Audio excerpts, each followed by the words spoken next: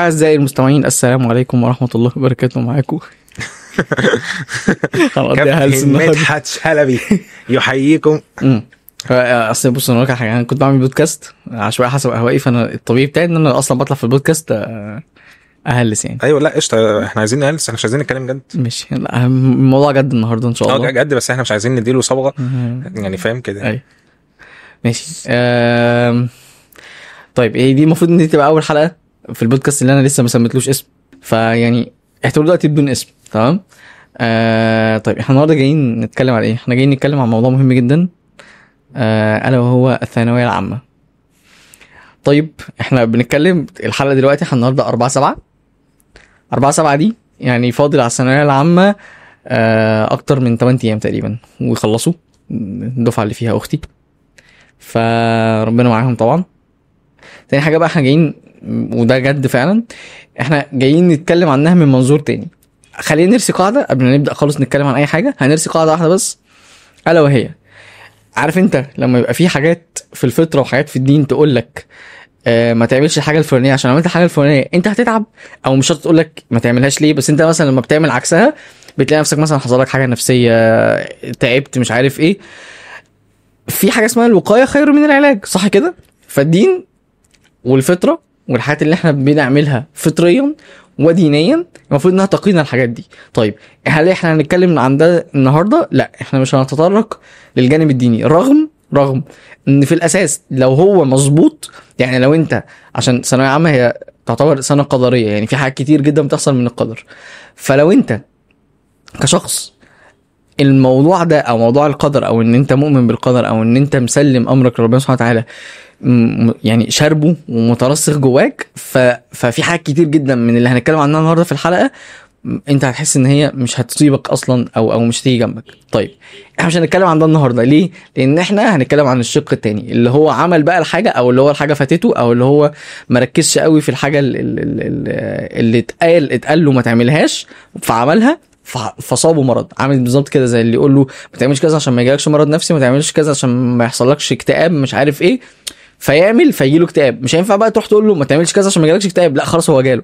فاحنا هنتكلم ازاي نعالجه، هنتكلم ازاي هو راح لدكتور نفسي. فاحنا النهارده هنتكلم لما يصيبك بقى المشاعر اللي بتصيب الناس كلها في ثانويه عامه، سواء قبل السنه او بعد السنه او خلال السنه او ساعه النتيجه بالذات. هنتكلم عن المشاعر دي كلها النهارده، وهنحاول نديك علاج. مش جايين ننصحك، وفعليا احنا مش بنخاطب طالب في ثانويه عامه، احنا بنتكلم مع الاهل كمان، ومش بنخاطب حد داخل لسه على ثانويه عامه بس، لا احنا بنتكلم كمان اللي خلصوا، او الدفعه دي بالذات كمان، يعني اللي هيبقوا غالبا ساعه الفيديو هيبقى مستنيين نتيجتهم. ف الفيديو موجه ليكم اكتر ناس يعني. طيب انا كنت دلوقتي على القاعده الاساسيه.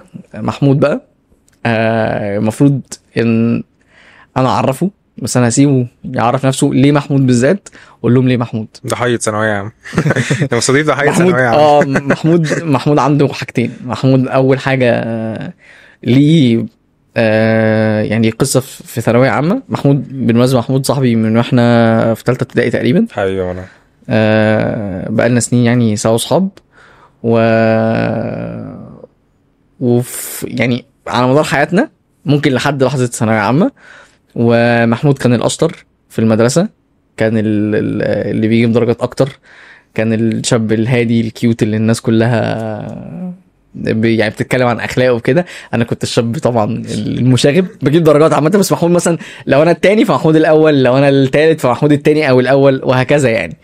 لحد لحظه ثانويه عامه احنا الاثنين كنا مخططين سوا ان هنروح في حته معينه في حياتنا. طلعوا طبعا فرقت.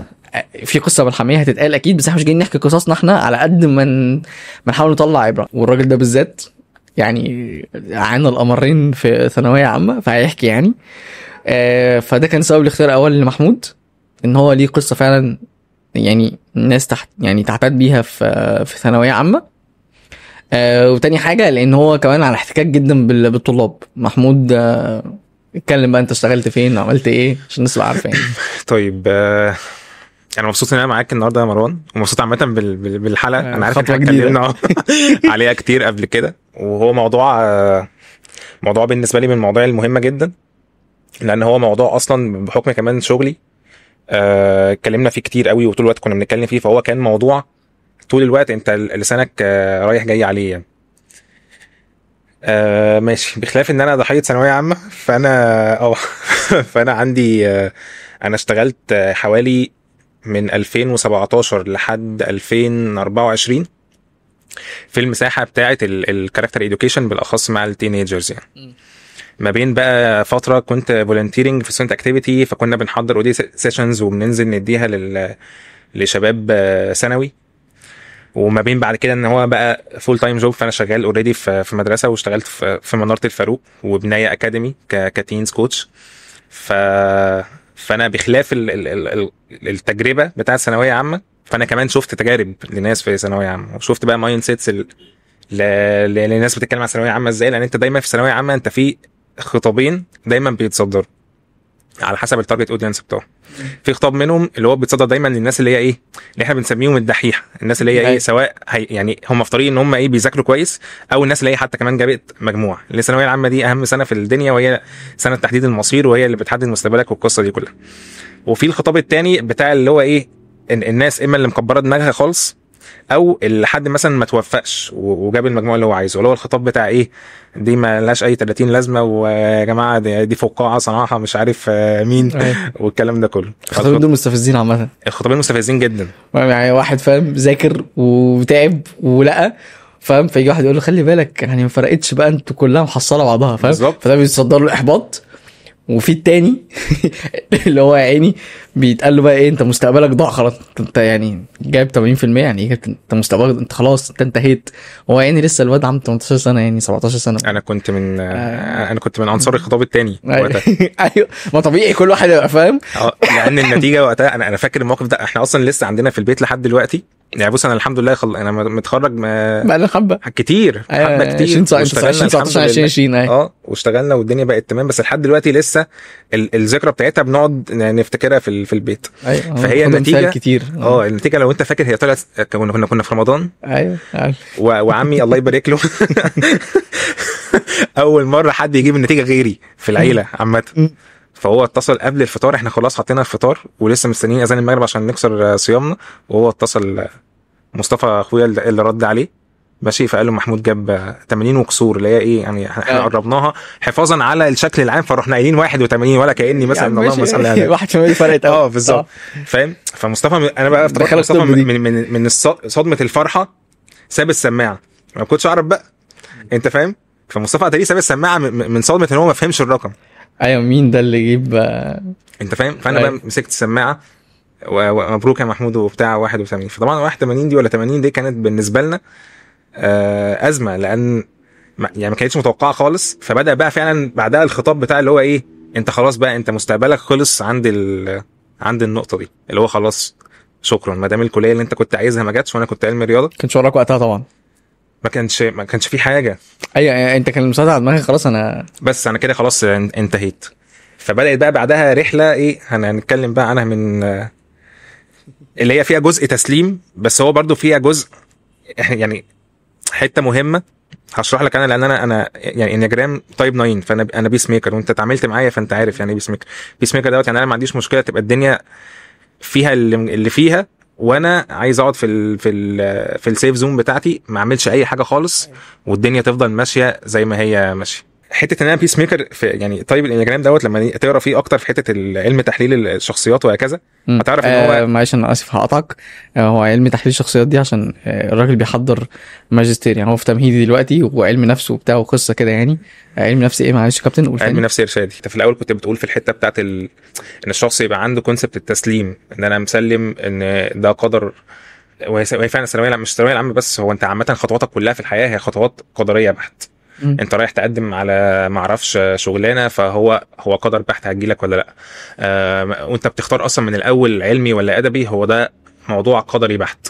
فهو الفكره دي كلها في الاخر لما تيجي بقى تتحط في زوم معينه ان اللي انا عايزه هو ما جاليش، ففي عارف اللي هو زي شعره كده ما بين انه التسليم ان هو امر المؤمن كله خير وان انا لازم ارضى، بس فيها شق تاني ماشي. على الناحيه التانية ان هو الموضوع ما يبقاش في كونسبت سلبيه انه لا خلاص شكرا انا هسيب بقى كل حاجه والدنيا زي ما هي عايزه وهقعد من غير ايه ما اشتغل، لان دوت هيتعارض مع فكره السعي اللي احنا اصلا مامورين بيها في ديننا يعني.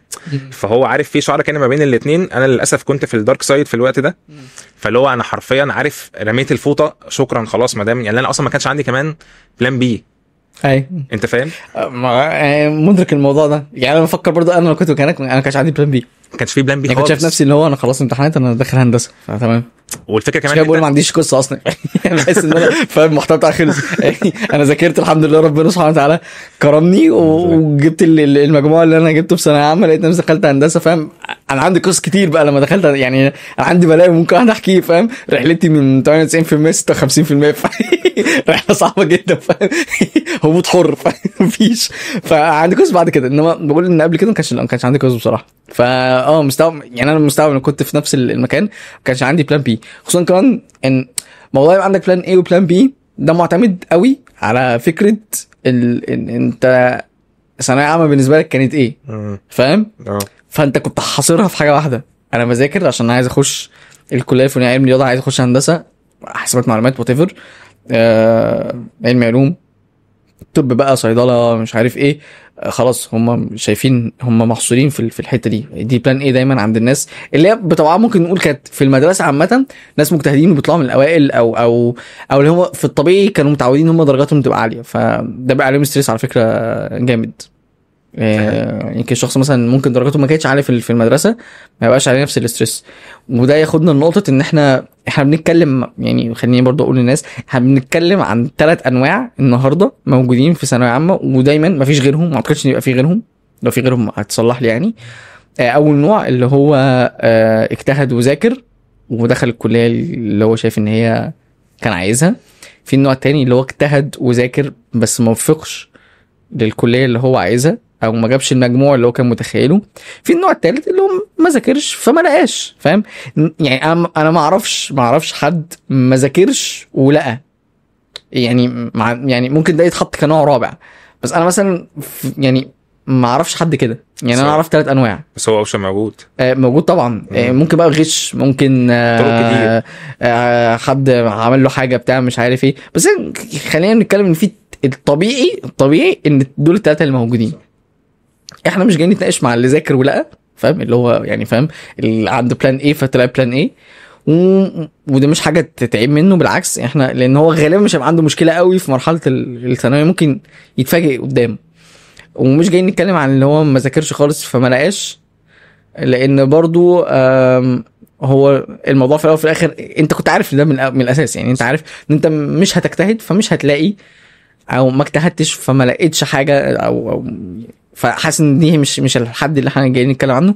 هو اصعب حاجه واللي دايما الغالبيه العظمى والسواد الاعظم بيقع فيه ان هو بيبقى ذاكر او جاب اخره واتيفر، اخره غير اخري غير اخر اللي جنبنا غير اخر جارنا اللي ورا، كل اخر واحد غير التاني. فجاب اخره هو شايف ان هو كده خلاص هو قفل الامبير ونفسه ما جابش الحاجه اللي هو كان منتظرها او الكليه اللي هو كان عايزها. فده عادي وبيحصل. فده بقى اللي احنا جايين نتكلم عنه. انا بشوف ان دي اصلا اسوأ حاجه في الموضوع، ان انت ما تبقاش مجهز نفسك.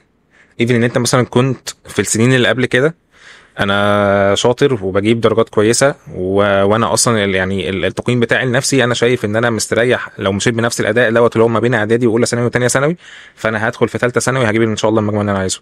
ففكره انه انا وده بشوف وده علشان كده اصلا بيبقى نتيجه الصدمه لما انت ما بتلاقيش اللي انت عايزه في ثالثه ثانوي، ان انت ما تبقاش مجهز نفسك للسيناريو ده اللي هو الطبيعي ان انا دخلت الكليه دي. فبرضه بسبب الضغط بتاع البروتوتايب بتاع كليات القمه، فانت خلاص علم رياضه فانت هندسه شكرا، علم علوم فانت طب شكرا، اي حاجه غيرها فانت ما فيش، انت كانك ما عملتش حاجه. ففكره مش بقول برضو ان لا هي دي مش كليه قمه، بس احنا عندنا شويه تابوهات كده في القصه بتاعت الكليات والتعليم بتاعنا. انا حابب قوي ان احنا نكسرها الصراحه. انا حابب اريز هاند واقول ان انا واحد من الناس اللي هي مش شغاله بشهادتها خالص. تمام. واظن في زي كتير. ايوه كتير جدا. ففكره بدايه شغلي ما كانتش بشهادتي مبدئيا يعني كتير جدا جدا. ففكره اللي هو اختصار يعني فكره ثانويه عامه في انه هي فعلا اللي هتحدد طريقك ال 20 25 سنه اللي جايين، انا بشوف ان هي وجهه نظر مغلوطه تماما تماما.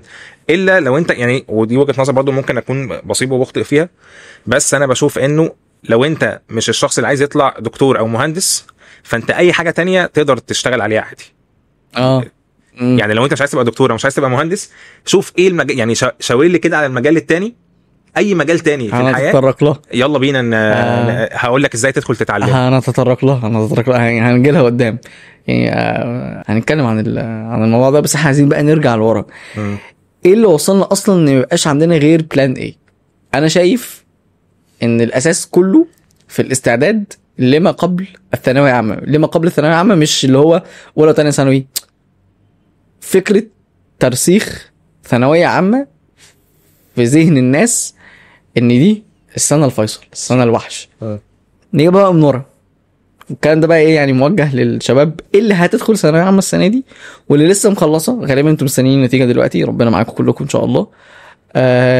مهم تسمع او مهم تفهم كويس جدا ان ترسيخ ثانويه عامه ان هي سنه الفيصل ده ترسيخ تجاري بحت، او مش تجاري، هو ترسيخ الاهالي وبس. فيعني اتكلم يعني، انا عارف طبعا من اهلنا ماما السلام عليكم انما فكره ان انت تحصر حياتك كلها وال 30 40 سنه، ربنا يدينا كلنا العمر يعني في طاعه ان شاء الله، بس اقصد لو هتحصر ان العمر اللي هتعيشه بعد ثانويه عامه كله في ثانويه عامه بس، لا فكره مجنونه طبعا. لا طبعا يعني ما كانش حد فاهم يعني كان اي حد ما جابش مجموعه من او اي حد خلاص كان مستقبله خلص، فاهم خلاص يعني انت يقعد بقى في بيتهم. بس انا وجهه نظري انه الحته دي متهيألي يعني هي وقفت لحد اهالينا.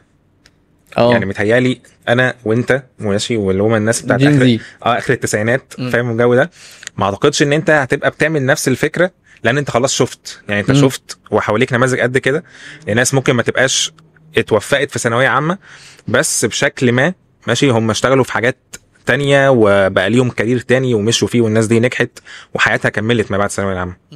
فانا متفق معاك قوي في حته ان هي سنه مهمه، بس هي مش محور الكون زي ما احنا بنصورها ان دي اهم حاجه في الكون، ونقعد بقى نقارن انت وابن خالتك مين فيكم جاب اعلى علشان على اساسها هعرف ايوه بالظبط هنتعامل معاك ازاي وهكذا. فهي برضو تاني فكره انه انت داخل الثانويه العامه، بما ان انت كنت بتتكلم على ما قبل الثانويه العامه، هي الفكره كلها هو انت عايز ايه. ده اول حاجه. والحاجه التانية، هل انت بقى اصلا يعني متاكد ان اللي انت قلت ان انت عايزه ده انت فعلا عايزه ولا ده بحكم حاجات كتير حواليك بشكل ما هي اللي سوقت لك الفكره دي فودتك ليها. فدي حته حلوه يعني. انا مثلا ماشي، ما انا كنت من الناس اللي بتقول ان هي انا عايز ادخل هندسه، صح، بس انا فعلا كنت عايز ادخل هندسه. فانا محمود بتاع دلوقتي بتاع 27 سنه او ممكن من سنتين كمان كنت اقول لك ده عادي، صح، انه لا انا ما كنتش عايز ادخل في هندسه، صح. انت فاهم قصدي؟ ايوه لما بس انت يا عم دخلت هندسه والحمد لله طبعا، كرم فضل عن ربنا سبحانه وتعالى ان انا اللي انا عاوزته فعلا جالي يعني. بس لا جالي الهاجس ده كتير. ما هي بقى هو ده السؤال دايما، انا في المكان غلط. الحاجه اللي انا قلت ان انا عايزها دي هل انا فعلا عايزها؟ طب المعيار بتاعها ايه؟ عشان كده بنقول فكره التجارب. انا بشوف الصراحه، ولما اشتغلت كمان في المناره ال5-6 سنين دول كمان مع بنايه، انا بقيت مدرك ده جدا، وبيبان قوي الفرق ما بين حد هو داس في تجارب كتير، الفاليديشن بتاع اختياره ماشي، معيار اختياره اللي هو على اساسه بيختار الحاجه ديت اقوى بكتير من حد تاني هو ما جربش وما دخلش في تجارب وما عملش اي حاجه، بس مجرد اللي هو قال ايه انا عايز الحاجه الفلانيه. يعني انا كان اتعاملت مع امثله في الكامس اللي احنا كنا بنطلعها، مش امثله يعني، مش عايز ابقى بقول اسامي عشان لو حد من الشباب ده، بس في ناس هو بسم الله ما شاء الله هو بخلاف الدراسه هو بياخد كورسات بره وبيلعب كذا لعبه كذا رياضه وبينزل يشتغل في الاجازه، وما تعرفش هو بيتطوع فين. بينزل معانا تطوع، كنا بننزل تطوع في اماكن وبتاع، بنظبط معاهم وجبات ومش عارف بنعمل معاهم ايه ومع رساله ومش عارف. فهو يومه او الاسبوع بتاعه هو فيه تفاصيل كتير جدا. واحنا في مناره يعني كنا عاملين اصلا ستودنت اكتيفيتي اسمه تيدكس مناره الفاروق، عارف، واخدين لايسنس من تيد علشان نعمل ستودنت اكتيفيتي ده. فانت اللي شغال في هو حاجه بتسيميوليت، بتحاكي كانك فاتح شركه. ففيها اقسام بقى اتش ار وماركتنج وجرافيك ديزاين، فهي شركه، بس الفرق ان هي مش ربحيه. فانت اللي بيعمل الشغل ده واللي بينظم ايفنت بيحضروا حوالي من 700 ل 1000 شخص واسامي تقيله وبينزل معاك سبونسرز، هم ناس في اعدادي وثانوي. انا ما كانش متوفر لي الفرصه دي. صح. فلما بتيجي تسمع منه ان هو محدد ان هو مثلا ما اعرفش انا عايز ادرس ايه علشان ادخل الكليه الفلانيه، هو في حاجه مرتكز عليها، هو بيقول ده لان هو جرب. صح. يعني انا كان في مثال وحد من الناس اللي انا يعني بعتز بيها جدا جدا جدا، هو دلوقتي في اولى فنون ماشي. الحد ده هو كان هيد جرافيك ديزاين في تيدكس، وهو بقى داخل تيدكس من وهو لسه في 6 ابتدائي او اولى اعدادي، بيعمل ديزاينز، والديزاينز دي بتنزل على البيج بيشوفها الوفات، والديزاينز دي بتترفع في الاخر على الويب سايت بتاع تيد نفسه. فالحد ده هو عدى ببروسس كتير عشان في الاخر يبقى لما جه يقول ان انا عايز ادخل كليه فنون، هو ما قالهاش كده بشكل مجازي. انا عايز ده عشان انا فعلا تعرضت لده، وهو جرب ونزل وداس وشاف، عرفت انا حابب ايه. صح. فعرف خلاص هو عايز ايه. على فكره ممكن يدخل فنون وما يمشيش، صح، بس اتليست اختياره هيبقى مبني على لا اختيار منطقي. صح بالظبط. يعني انت مارست الهندسه فين مثلا، مارست الطب فين، مش لازم تمارسهم طبعا، مش قصدي كده، اشتغلت فيهم. انا هاجي للمثال ده. بس هي الفكره ان انت ايه، انا من الحاجات اللي كانت شويه مأيداني ان الشخص ما كانش عنده تجارب كتير، انا ما دوستش في حاجات كتير. صح. فانا ما عرفتش هو محمود كويس في ايه ومش كويس في ايه. صح. بشكل ما بعد كده ادركت ان الباترن بتاع حياتي في الشغلانات اللي انا كنت بروح لها متعلق بالسترينثs بتاعتي. يعني انا لما عملت جالوب اسسمنت فطلعت السترينثs بتاعتي ان انا ليرنر اتشيفر وريسبونسبيلتي وفيها كونتكست وفيها امباثي. فدول توب 5 سترينثs. هم دول الحاجات اللي انا لما بتيجي بقى عارف تربط كده قصه حياتك والباث بتاع حياتك، هي الحاجات اللي انا دورت ان انا اشتغل حواليه.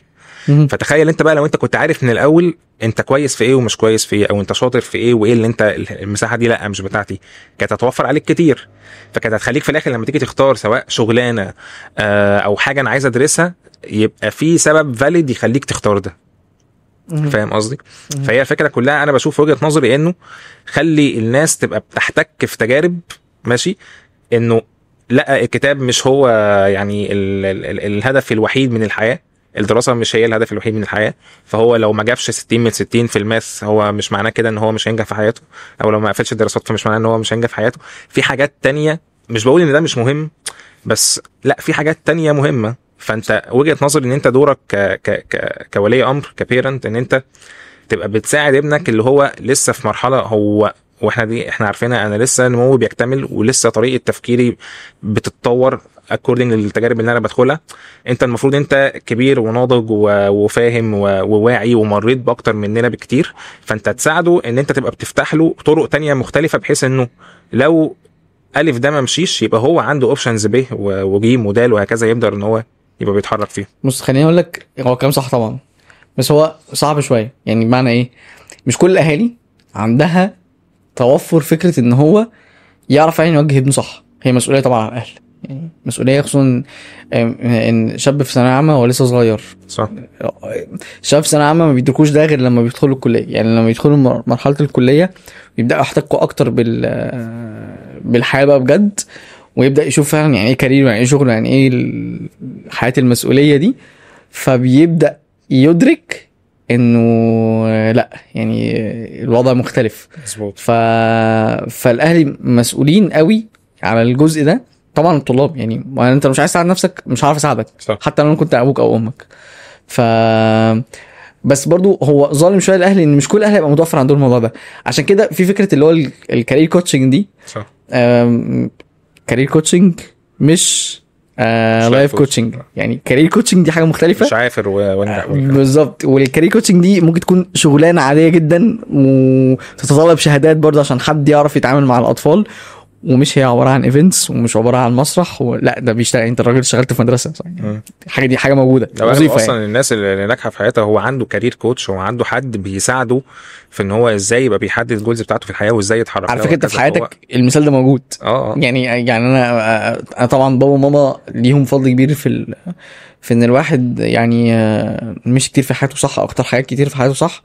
بس مثلا في حته الكارير دي يعني انا شاوت اوت دكتور معتز. هو بالنسبه لي انا كنت يعني احنا كنت تحس ان هو اخوك كبير، فاهم؟ احنا بنقول لك كده. هو ليه مصطلح دلوقتي الكارير كوتشنج او المنتور بتاعك. المنتور دي موجوده في الشغل اكتر، اللي هو اللي تبقى سينيور مثلا، انت داخل انت جونيور ففي سينيور او في منتور، حد او منتور دي في الكليه كمان بالذات، او ادفايزر، سموها زي ما تسموها، ليها مسميات عده، بس المهم ان في شخص حكيم او شخص عنده خبره يوجهك او يساعدك في انك تختار الحاجه اللي انت ماشي فيها. بس فوجود شخص منتور بقى، سميه زي ما تسميه، منتور زي ما قلنا، كارير كوتش، ادفايزر، سينيور، وات ايفر، دايما في حد محتاج لحد اكبر منه، ما خلفناش في القصه دي. عشان كده دي مطلوبه. والاهل لو مش هيعرفوا يوفروا ده، يعني لو انت مش هتعرف تعمل ده لابنك او تعملي ده لابنك بنتك، لازم يكون في حد كده. فطبعا انا شايف فكره احتياجك لحد يمنتين طريقك او شخصيتك، او زي ما تقول كده بيزقك على حاجات معينه، او يفهمك حتى اختياراتك دي، او يديك تساؤلات. يعني انا احسن حاجه في الدنيا انا بشوفها ده الطبيعي، ممكن دي حاجه انت تعملها في شغلك، انك تثير تساؤل، تخلي الشخص هو اللي يختار بنفسه، فاهم؟ بالظبط. عن طريق انك تثير تساؤله. يعني انا عزيزي المستمع، عزيزي المشاهد، لو سالتك دلوقتي انت عايز تخش الكليه اللي انت جوه دماغك دي، عايز تخشها ليه؟ لو عندك اجابه منطقيه قولها، اكتبها، يعني قولها لاي حد. بس فعلا فكر كده، انت عايز تخش هندسه ليه؟ انت عايز تخش طب ليه؟ عايز اخش هندسه بصراحه مش عشان مجموعي، عشان كنت بحب الرياضيات. ده اجابه، يعني دي اجابه غلط. انت هنا بتحب المواد، خش تجاره عام فيها رياضيات برضو يعني. انما فكره بقى انت عايز تخش هندسه ليه، دي ليها مثلا قصه كبيره بقى، يعني اللي هو والله انا عايز اخش هندسه كهرباء عشان انا نفسي اشتغل في الحاجه الفلانيه او في الحته الفلانيه مثلا. يعني من ضمن الحاجات اللي انا بشوف ان انا واخويا كنا مختلفين فيها، وده مثال كبير جدا على فكره ان ممكن تبقى شخص مجتهد وتجيب اخرك وفعلا ما توصلش للحاجه اللي انت كنت محتاجها بالظبط. انا اخويا في ثانويه عامه كان نفسه يخش طب. في المطلق لا، كان محدد القسم، انا يا ربي لو انا مش غلطان ممكن جراحه اوعيه، مش فاكر. مقرر كمان. كان محدد. مهاب كان واصل بيه الحال ان هو يعني اولا هو بيرسم حلو جدا، فكان موضوع الرسومات والحاجات اللي هي علاقه بالاحياء، انا مهاب مش ناقص في الاحياء والجيولوجيا، ناقص فيهم على بعضهم نص درجه، مش حاجه خالص في ثانويه عامه. وكان شاطر جدا لدرجه ان هو كان عارف حاجات بره منهجه ليها علاقه بالاحياء. شوف ان اخويا اللي كان شغوف جدا، يعني انا اخويا لو كان دخل طب انا كنت متخيل ان هو لا يعني هيدوس، فاهم ليه؟ هو فعلا كان عارف هو عايز ايه، ما جاتلوش دي قصه ثانيه، بس هو كان عارف هو عايز ايه، عارف القسم، بيذاكر حاجات اكبر من سنه، مستعد تمام الاستعداد طبعا في حاجات كتير ما كانش يعرفها اكيد عن القسم، بس على الاقل شغفه للقسم مبني على حاجه، يعني هو عارف هو عايز يعمل ايه، فاهمني؟ لو عارف بقى ان ايه دي عدد الناس اللي شغالين فيها في مصر قليل، فهو عايز يبقى من الناس دي. في الاخر اخويا على فكره جاب مجموع كويس، يعني اخويا جاب مجموع، هو لو كان في علم رياضه كان دخله هندسه مستريح، اخويا جاب 94% تقريبا. بس ده ما كانش كفيل ان هو يدخله طب يعني.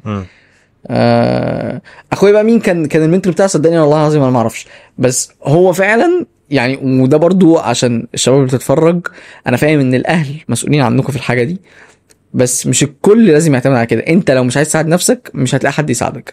فدي اول شق، عشان بس الناس ما تتوهش. اول شق فكره ان لازم يكون في حد بيفهمك انت عايز ايه، او اللي انت عايزه ده عايزه ليه، عشان دايما تبقى فاهم بلان ايه اللي انت حاططها دي، يعني محطوطه بناء على ايه. في عندك بلان ايه وبلان بي وبلان سي، وعندك كذا بلان، وفي الاول وفي الاخر الامر بايد ربنا. يعني ده جزء من فكره ان انت شويه تعرف تهدي من فكره تبحر حياتك كلها حوالين ثانويه عامه. ده اول حاجه انت اتكلمت مع عنها، يعني فكره ان لازم تبقى عارف انت عايز ده ليه. هي مش نهايه المطاف بالنسبه لاي حد، صح؟ يعني انت سواء كنت الشخص اللي جاب مجموع فاللي هو عايزه فدخل الكليه اللي هو عايزها، فانت ستيل ما عملتش حاجه. اي الشخص اللي ما توفقش وما جابش المجموع اللي هو عايزه فما دخلش الكليه اللي هو عايزها، انت برضه ستيل ما عملتش حاجه. فانت كده انت بدايتك بسم الله الرحمن الرحيم في الكليه بقى ايا كان انت فين. فهو فكره ان انا خلاص، لان برضه انت بتقابل امثله تانية اللي هو انا خلاص وصلت الكليه فشكرا انا كده يعني اتشيفد اللي انا عايزه، صح، فكده خلاص حطيت على التراك. لا، احنا لسه بسم الله الرحمن الرحيم بنستكشف، وهتفضل تستكشف ديت لحد ما حدش عارف فين هتيجي اللحظه ان انت تحس ان انا ايه، بس خلاص انا كده استقريت، هو ده اللي انا عايز اعمله بقيه حياتي. صح، ده مش هيحصل. صح. التطوير اصلا بتاعك والمايند سيت بتاعتك طول الوقت هي بتتغير، وبالتالي اختياراتك ممكن تبقى مختلفه من وقت للتاني، واللي انت عايزه يبقى مختلف من وقت للتاني. ففكره ان انا دايما ابقى بصور ان دي هي يا جماعه اخر حاجه، اخر سيل هينزل في الفرع، فاللي لحق واللي ما لحقش خلاص شكرا قفل، ما فاتته الدنيا. لا، دي مايند سيت محبطه جدا، ومش هتساعد الاثنين، سواء اللي وصل او اللي ما وصلش. هي ما بتساعدش الاثنين، بالعكس. لان انت بعد كده بتلاقي الشخص بقى هو اتحط في الدنيا، في الكليه او مستقبلا في الشغل، وهو محصور بفكره ان انا خلاص انا انجزت، اما ان انا انجزت اللي انجزته في ثانويه عامه، او ان انا فاتني اللي فاتني، فخلاص انا يا جماعه ما حدش يطلب مني ان انا احاول في اي حاجه تاني. اي فاهمني؟ فكره ان انت احبطت فخلاص بالظبط. انا وصلت. ففكره ان انت احبطت فما وصلتش، او فكره ان انت وصلت فخلاص انا مش مطلوب مني حاجه تاني فتريح. طب عادي، ما انت ممكن يا حبيبي ريحت فمش يعني خلاص دخلت الناس بقيت مهندس فاشل، ما في دي يعني موجوده في الحياه عادي. فاهم؟ يعني عارف قصه دايما دي يومها جاي، يعني هتلاقوها بتتقال الفتره دي، المهندس الفاشل اللي وقع العماره، فالمحامي ابو مش عارف كام عمل مش عارف ايه. القصه زي كده عامه بتبقى مستفزه للي في هندسه، فاهم؟ تنزل بعد النتيجه على طول. اي بتبقى مستفزه لناس كتير عامه، فاهم؟ بتبقى مستفزه بقى ايه يعني. مثلا انا دلوقتي واحد جاب مجموع، تمام؟ مش بتكلم عليا مروان، بتكلم في المطلق. انا شاب دلوقتي في ثانويه عامه جبت مجموع، فلقيت كل الناس دي، فاهم؟ انا عملت ايه للمجتمع؟ طيب يعني المجتمع بيهاجمني ليه؟ طب ما جايز اطلع شاطر، فاهم؟ لا، وفي المثال التاني برضو اللي هو بتاع انت وصاحبك بتاع علمي علوم، ماشي؟ صاحبك بقى دكتور بس ما عرفش المستشفى مشيته، وانت بتاع تجاره فتحت مستشفى شغلت عندك الدكتور يشتغل معاه دكتور ومهندس. بالله، اللي هو يا جماعه ما تخلوا بتاع الدكتور يشتغل براحته، خلوا الراجل بتاع تجاره يشتغل براحته. طيب كونكلوجن بقى، احنا كنا بنسال السؤال اللي ليه الناس بتقول ان الثانويه عامه هي سنه المصير. وتطرقنا لفكره ان هم بيحسوا انها سنه المصير لان هو طبيعي واحد حاطط بلان واحده بس في حياته، بلان ايه، اللي هو اصلا كان مش واثق هو حاطط بلان ايه دي ليه. بالظبط. فطبيعي لما ما تحصلش يبقى حاسس ان هو كده مصيره انتهى. مظبوط. فده شق. تاني شق الا وهو النجاح. تعريف النجاح بالنسبه للناس في ثانويه عامه في تعريف معين بياخده من البيئه اللي حواليه. فالتعريف ده هو شايف ان النجاح ان هو يعمل بلان ايه. ده النجاح.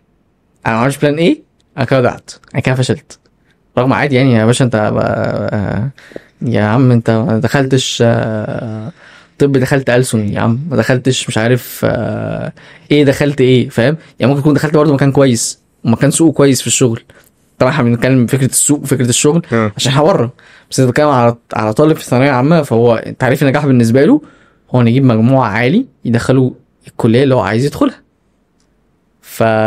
لو هو اللي عايز يدخلها يعني، ما احنا اتكلمنا في الحته دي ممكن ما يبقاش هو اللي عايز يدخلها فعلا. بالظبط، ما هي دي الفكره. يعني ممكن فعلا ما يبقاش عايز يدخلها، هو فعلا اهله اللي عايزين يدخلوها. ما هي دي الفكره بقى في او مش هو واهله، هو المجتمع. هو فاكر انه عايز يدخلها. المجتمع والناس. لا، والمجتمع والناس، ما هو ده الفكره في ديفينيشن النجاح. انه انا في الاول في الاخر انا باخد ديفينيشن النجاح دوت من منظور اللي حواليا، ايا كان بقى اللي حواليا دوت. ممكن يبقوا صحابي بالمناسبه، صح.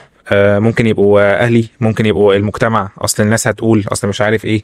صح. فاحنا احيانا بشكل ما، ودي برضو نقطه محتاجين نبقى بنخلي بالنا، ما احنا كاهالي بقى مستقبلا حتى، انه ما بقاش انا بحقق يعني بشكل ما الحاجه اللي انا ما عرفتش اعملها مع ابني. صح. فانا ما عرفتش اعمل ده زمان، فمحمود ما عرفش يدخل هندسه زمان، فمحمود مستقبلا لازم يدخل ابنه هندسه، او مش لازم يدخله بشكل ما يقنعه. ايوه ان هندسه دي هي اهم حاجه في الدنيا. انت حلمك وده اصلا مش بالضروره يكون بيفيت مع قدرات ابني مستقبلا. صح.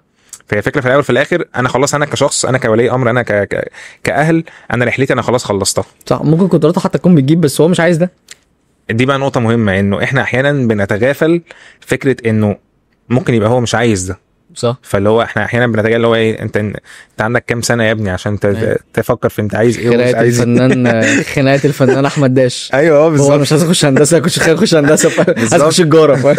فلا، انت هتعمل الحاجه اللي احنا من وجهه نظرنا شايفين ان هي صح، بس دايما نحط في المعادله ان الصح من وجهه نظرك دوت مش بالضروره يبقى بيتماشى مع قدرات الشخص اللي انت عايزه اصلا يحقق الحلم دوت، ايا كان بقى حلمك انت ولا حلمه هو. صح. بس يعني انا مش بلوم على الاهل قوي، لان برضو الاهل تعريفهم للنجاح هو كمان غلط. يعني احنا في فتره مع ايه، احنا دلوقتي في الشغل بنعرف النجاح ان انت تبقى بتجيب فلوس اكتر. فينا كتير كده، انا مش بقول ده الصح، مظبوط.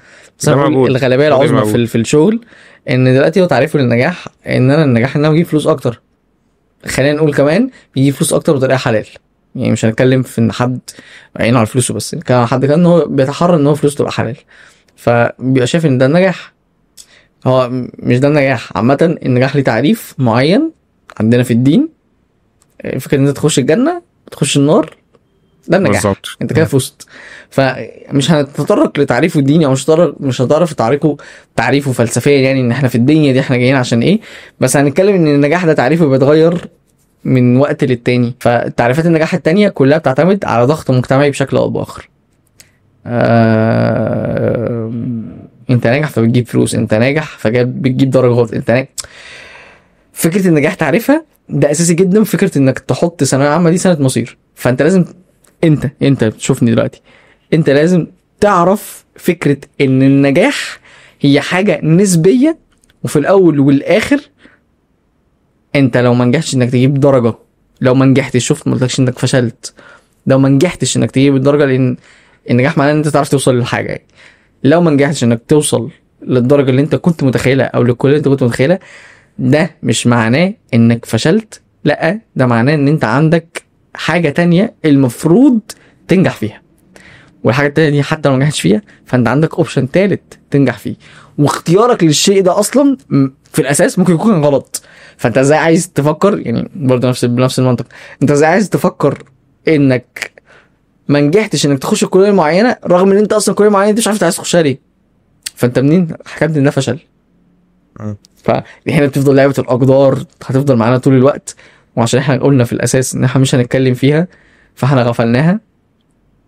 انما هي فعليا والله ما ينفعش تغفل. في الكتاب بتاع عادات النجاح السبع، كان في البدايه خالص كان بيقول ان ما ينفعش تبقى بتدور على مدينه مثلا في خريطه بي وانت ماسك خريطه ايه. يعني ما ينفعش ابقى بدور على الشرقيه وانا ماسك خريطه كندا، فاهم؟ انا عمري ما هلاقيها، فاهمني؟ فهو نفس الكلام، ما ينفعش تبقى بدور على النجاح في المكان الغلط. ما ينفعش ابقى بدور على النجاح في حياتي وانا ماسك خريطه فشلي في الثانويه العامه او خريطه هندسه اللي انا ما عرفتش ادخلها. الفشل انت فشلت في حاجه كنت هتفشل فيها، الله اعلم قدرك كان فيها ايه. فدي نقطه مهمه بصراحه، نقطه النجاح. قول رايك عادي، اتكلم. لا اسف انا قطعتك كتير. لا خالص، انا بس كنت عايز ازود حته في الديفينيشن بتاع النجاح دوت، في تعريف النجاح، علشان هو هي حاجه عامه قوي وواسعه جدا، وفي الاخر في حاجات كده مش هنعرف نمسك لها اطار معين للكلام زي كونسبت النجاح ده. انا بشوف الصراحه انه عشان احنا دايما بنبقى رابطينها بالنتيجه، يعني هو فكره ان انا النجاح بالنسبه لي ان انا هعمل عليه صح وغلط، بان انا في الاخر هوصل للنقطه دي، لنقطه ايه زي ما انت كنت بتقول مثلا على الخريطه، ان انا اوصل لها ولا لا. فوصلت لها اخدت علامه صح فانا كده 10 من 10 ونجمه نجحت. ما وصلت لهاش فانا كده فشلت. ما وصلت لهاش ده ايفن ان انا مثلا كنت ما بيني وما بين النقطه دي متر. اي انت فاهم؟ فهي الفكره كلها. وبشوف اصلا ان ده كمان يعني من رحمه ربنا بينا، ان انت مش بتتحاسب على النتيجه. فانت اصلا لما انت امرت بان انت ايه، انك تسعى صح. فانا اصلا بشوف ودي قناعه شخصيه ممكن اكون صح او غلط، بس انا بشوف ان بالظبط هو انت نجاحك اصلا سواء في الدنيا او في الاخره ان انت تفضل تسعى مهما كانت الظروف. صح. يعني انت بتعمل ذنوب، النجاح فيها مش ان انت ايه تبقى بس بتبطل. النجاح فيها ان انا ابقى طول الوقت بفايت ان انا مش هعمل ده، انا مش هفضل اقع في ده. طب وقعت فيه، طب هحاول فيه مره كمان، طب هتوب بقى مره، وقعت انتكست هتوب مره كمان. نفس الفكره برضه بالنسبه للنجاح الدنيوي. انت بتشوف اللي هو فكره اللي هو ايه، ما وصلتش. طب انت ما وصلتش يا معلم، ايه المشكله ان انت ما وصلتش؟ انت بقى قطعت في الطريق اللي هو 100 متر ده قد ايه، 50 60، شوف كسبت منهم ايه ونقطه من اول السطر وابدا تاني. صح. ففكره ان هو ما وصلتش، طب ما هو مين وصل؟ اصل هو نفس الكونسيبت بتاع ايه، ماشي، ما هو انا كنت عايز يعني مثلا فلان نجح ان هو دخل كليه سين، هتلاقي في حد نجح منه لو انت حاطط ده معيار نجاح. ده خطير. فلان دخل كليه سين مش عارف في المانيا.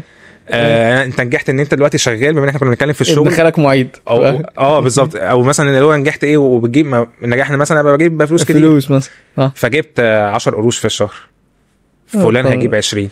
انت كده بالنسبه له فشلت.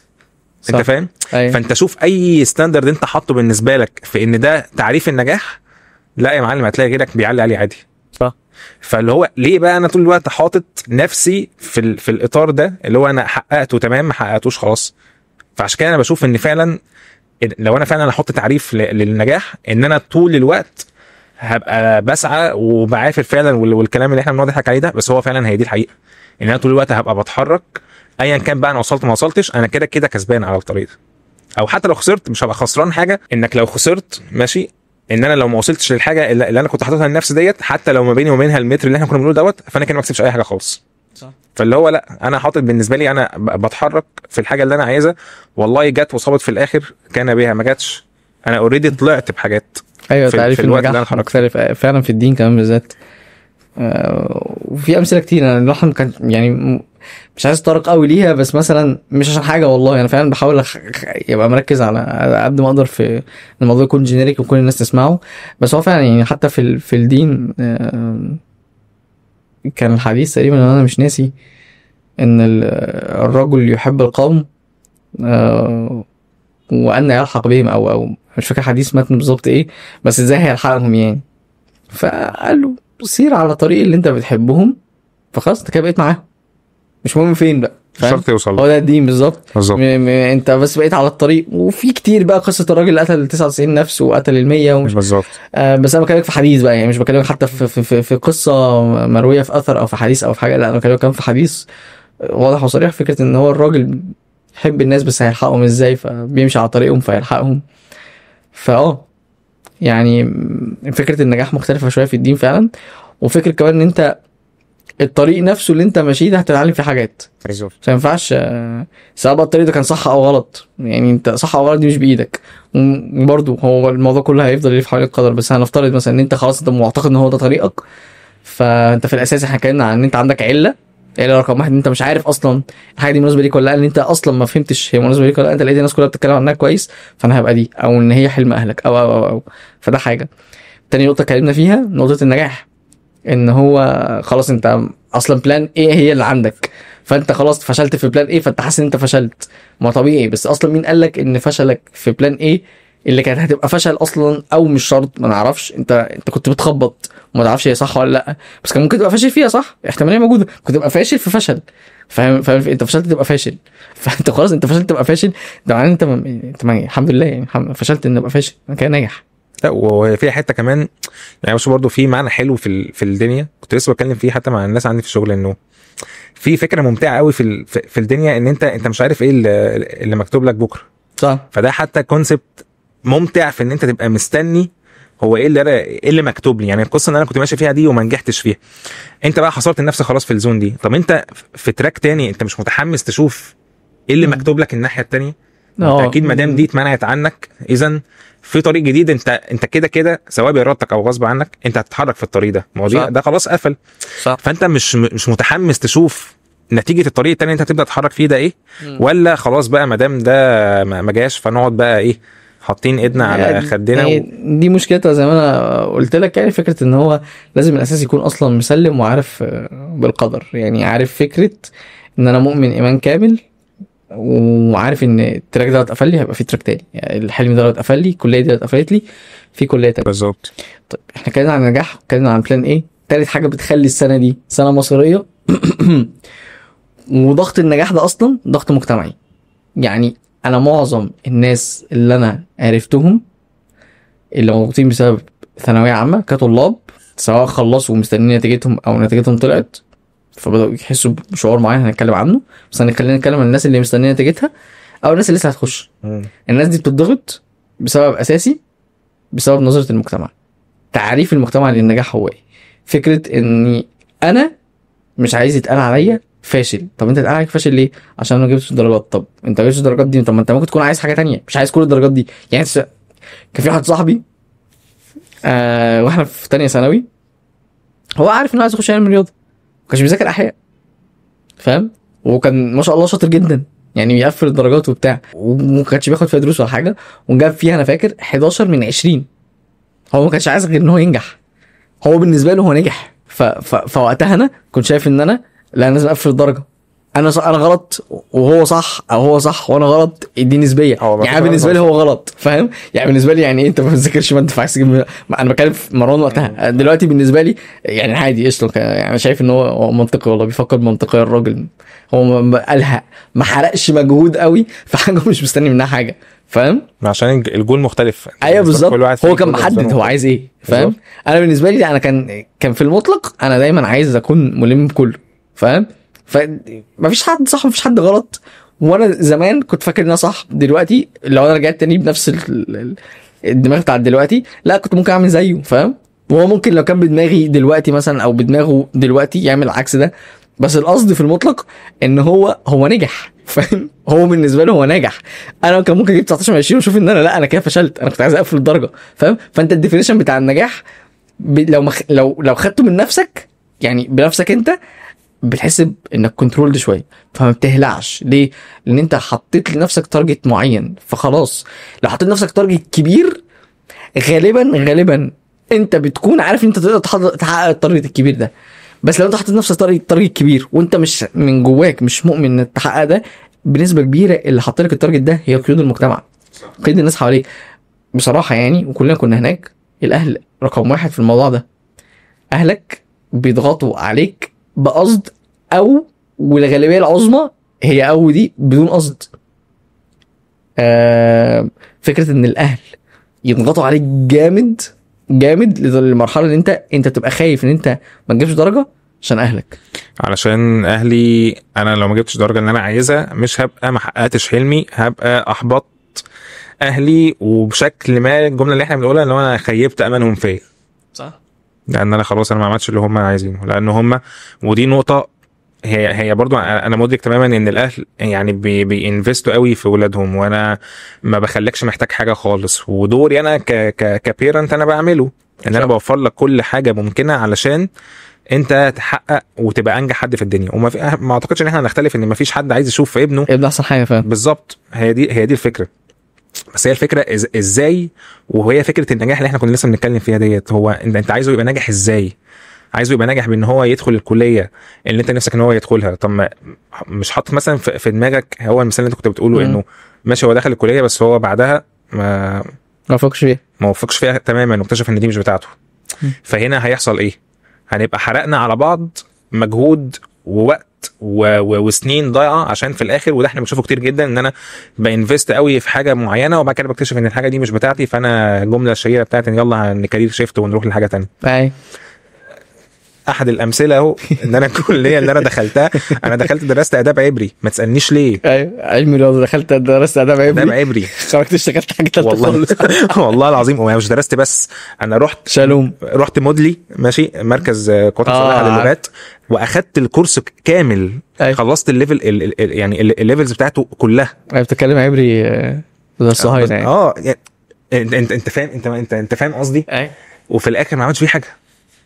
فمش بقول لك ان انا ما استفدتش، بس ضيعت على نفسي وقت. الوقت ده لو انا كنت عارف محمود عايز ايه صح كان زماني، مش هقول لك ان انا يعني، بس كان زماني سبقت شويه.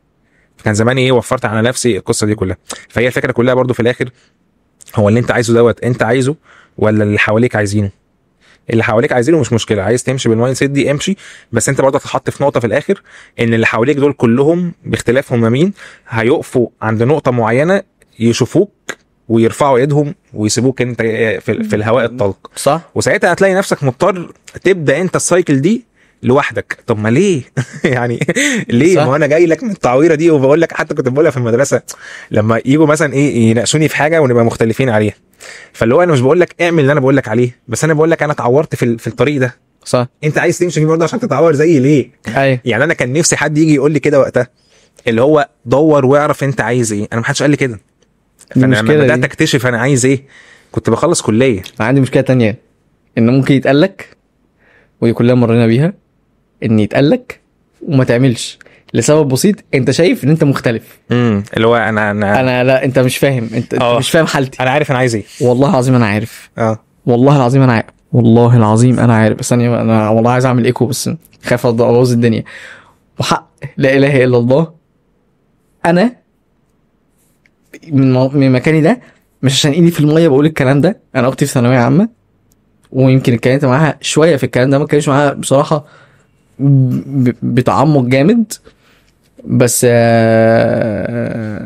يعني انا في الموقف اللي انا فيه دلوقتي، والدتي ممكن تعرف ده، انا بتكلم كتير مع مثلا مع اختي لما تبقى متوتره او او قلقانه او انا ده كونسبت اساسي دلوقتي بالنسبه لي. مش عشان انا بقيت ايدي في الميه عشان انت اللي ايدك في النار، لا، فكره ان حد اكبر منك بيقول لك خبرته ما تستهونش بيها. مش عشان ايدي في الميه تاني وتالت ورابع، انا بقول لك لما انا كنت في مكانك ده وكنت بقول نفس اللي بيجي جوه دماغك، ان الشخص اللي قاعد دلوقتي بينصحك يا بينظر عليك يا عايز يديك نصيحه، وانا والله مش جاي اديك نصيحه، انا جاي احكي لك فعلا تجربه الراجل ده مر بيها وانا مريت بيها، والراجل دوت مر بأسوأ يعني من تجربتي. بس هو المثال فاهم الصعب اللي احنا بنتكلم فيه النهارده يعني.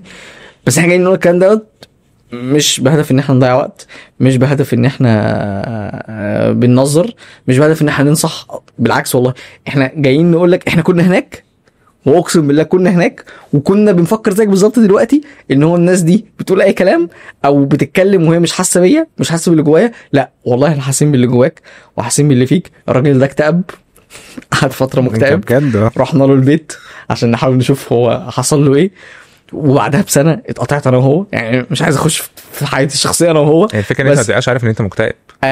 دي قصه تانية طبعا.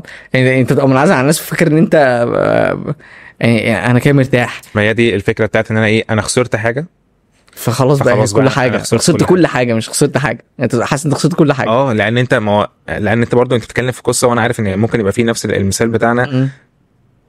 عارف اللي هو الشخص اللي هو انت كبير اخواتك، فانت اول ثانويه عامه في العيله، فاهم؟ فانت كان في سنين انت كنت شاطر فيها بتطلع الاول، اللي اتفتح بقى، فانت في اكسبكتيشنز عندك صح. الناس مستنياها، مش الناس يعني مش اهلك بس، ده انت اهلك واللي حواليك، فاهم؟ والقصه دي كلها الناس مستنيه حاجه معينه، فانت وانس ان انت ما حققتش ده، فانت خلاص بتعتبر ان انا ايه، بس شكرا، انا كده الفاليو بتاعتي في الحياه زيرو، تقف على درجاتك، صح بالظبط.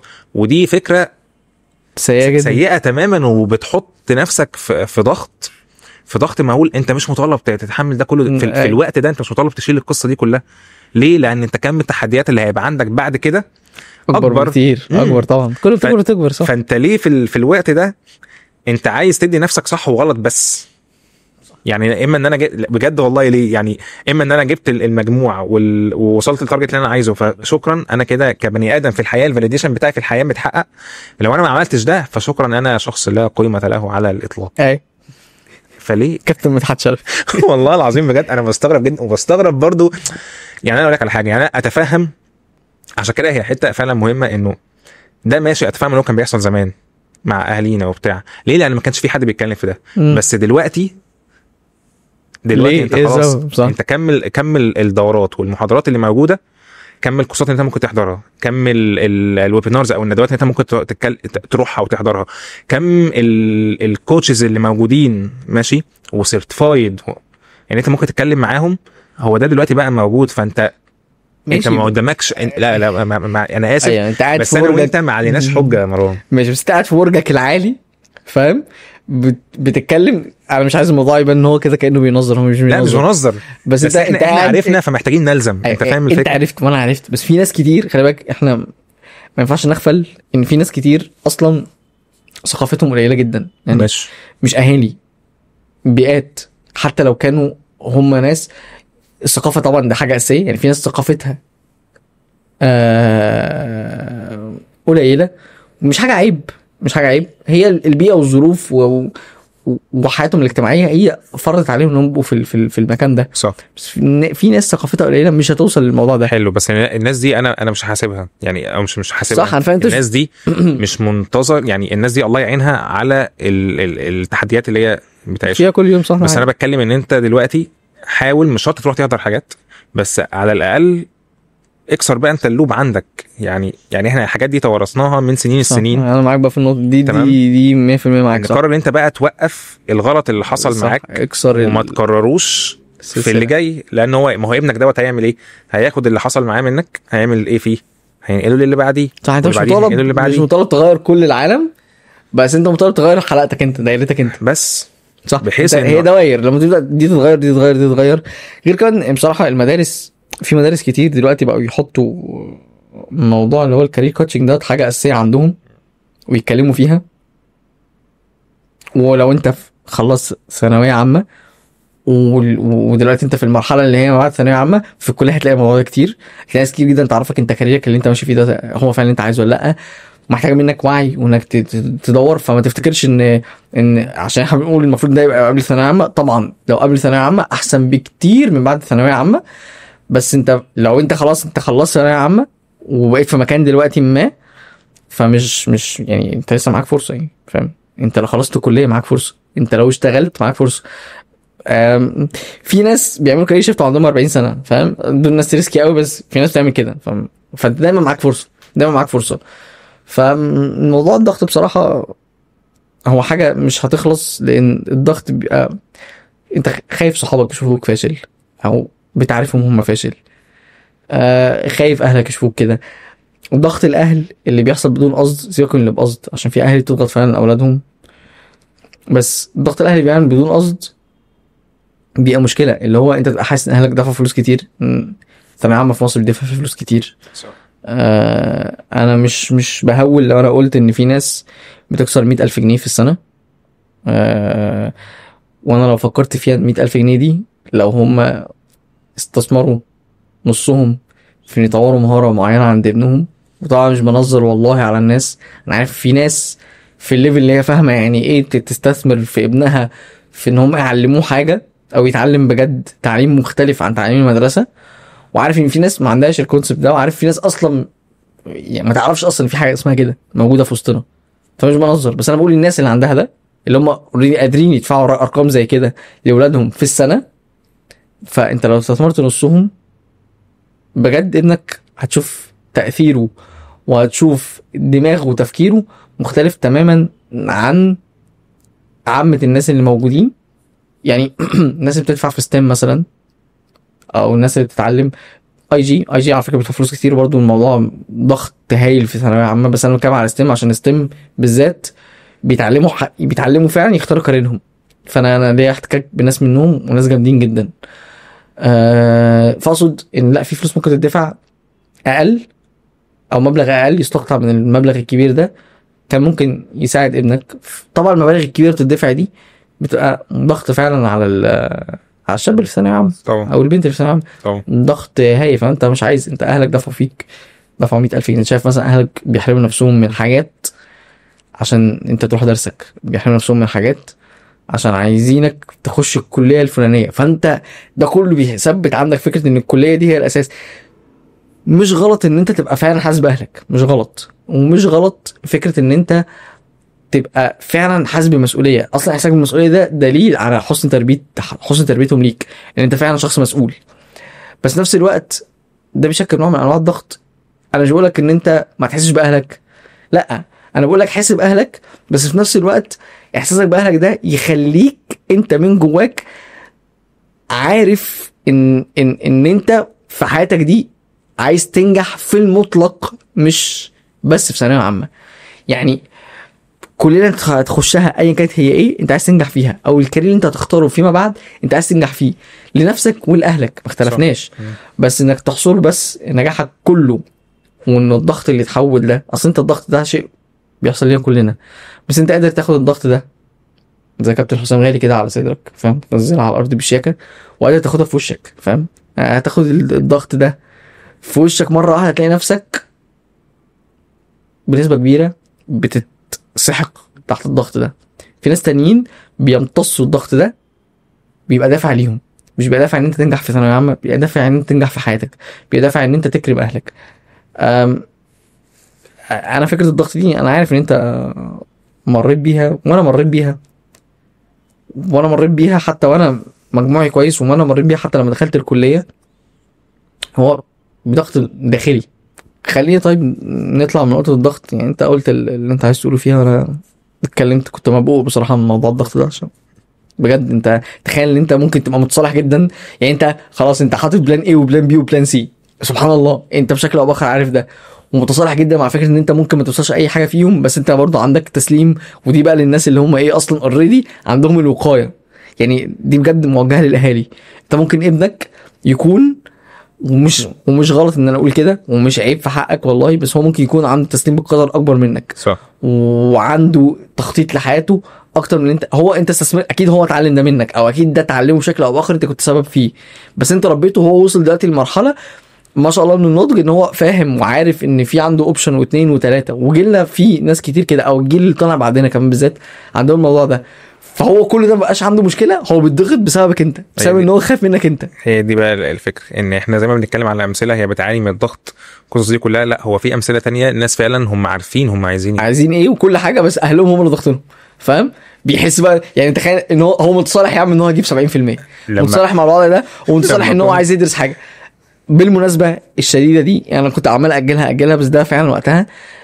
الشركات بره مصر، انا مش كلامك في مصر حتى، انا كلامك بره مصر، مش فاكر النسبه كانت 60% حاليا او 70%، انا مش فاكر المقال بالظبط كان كام، بس ممكن اسيرش واحطه في الديسكربشن وات ايفر يعني. 70% من الشركات بره مصر ما بقتش تشترط شهاده جامعيه عشان تشتغل بوزيشنز معينه اللي هي ما بتحتاجش شهادات جامعيه. والبوزيشنز دي يا جماعه في حاجات كودينج وبروجرامنج، في حاجات ليها علاقه بالميديا، في حاجات ليها علاقه بالكرييتيف فيلد. يعني مش بقول لك داتا انتري مثلا، انت واحد هيقعدوك هتدخل شويه داتا على الاكسل فمش محتاج اصلا تكون بتعرف انك تستخدم الكمبيوتر، لا انا بقول لك في حاجات تحتاج كودينج من غير ما تكون دارس شهاده جامعيه. اكيد لازم تكون دارس حاجه، بس مش دارس شهاده جامعيه. فضغط الناس ان انت لازم تخش كليه معينه وبتاع ومش عارف ايه، انت ممكن تكون واحد ده كطالب ثانويه عامه بس اهلك مش واعيين بيه. ولو اهلك مش واعيين بيه، إيه، انا بحاول بقى اقول للاهل في وقت من الاوقات، انا هبقى اهل برضو، لا يعني اسمع ابنك وحاول تتكلم معاه. يعني ياه يعني حاول بجد والله، ولا لا اله الا الله، بجد والله بجد. شوت اوت لموت محمود، انا ماليش علاقه. يعني بجد جرب تسمع. يعني انا كنت قاعد في البيرنتس ميتنج، فمثلا يعني انا الحمد لله اتعاملت مع ليك احتكاك طبعا كتير، صح.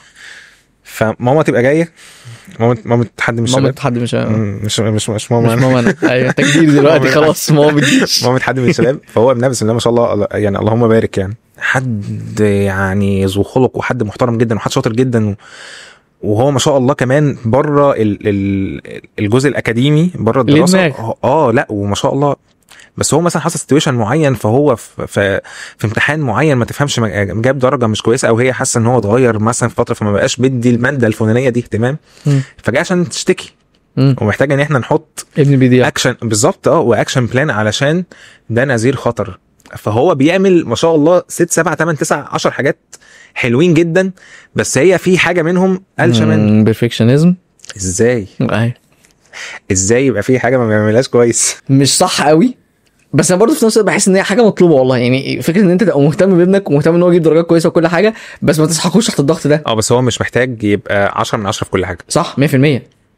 انت لازم تكون متصالح مع ده، ولازم توصل له ده ان انت مش محتاج تبقى، لان الشباب بيتحطوا في حته، ان حته انا مش راضي عن نفسي تماما، وهو تلاقيه كويس جدا، فده بشكل ما بيأثر على ثقته بنفسه، وهو تلاقيه فعلا كويس جدا. يعني انت يا حبيبي بسم الله ما شاء الله انت واصل لحته غيرك بيحلم يوصل لها، وغيرك اكبر منك اصلا ما يعرفش يوصل لها. يعني انا بس ده بقى مثال ما شاء الله، يعني حد كويس جدا واهله اللهم بارك عليهم، وحد يعني جربنا، عارف اللي هو عشان كده انا يعني تريجرد قوي معايا حته اللي هو ايه، جربوا يا جماعه تسمعوهم مره.